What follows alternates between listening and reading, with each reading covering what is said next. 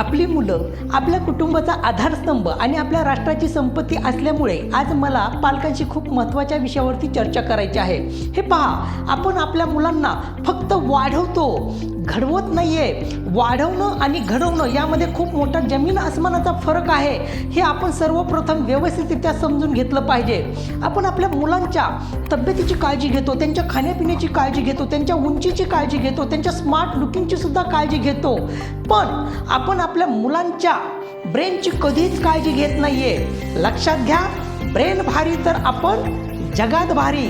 हे पहा, ब्रेनचे दोन पार्ट असतात, एक लेफ्ट ब्रेन आणि राईट ब्रेन।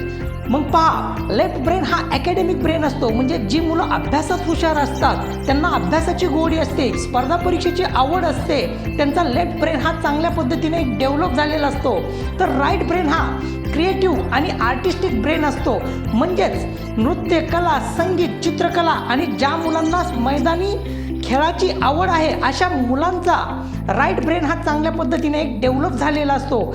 तेव्हा आपल्या मुलांचा कल कशात आहे हे जाणून घेण्यासाठी सर्वप्रथम पालकांनी आपल्या मुलांची DMI टेस्ट करणं खूप गरजेचं आहे। हे पहा, DMI टेस्टमुळे आपणाला आपली मुलं सहजपणे घडवता येणं खूप सोपं आहे। लक्षात घ्या, पढेगा इंडिया तो आगे बढ़ेगा। Okay, thank you.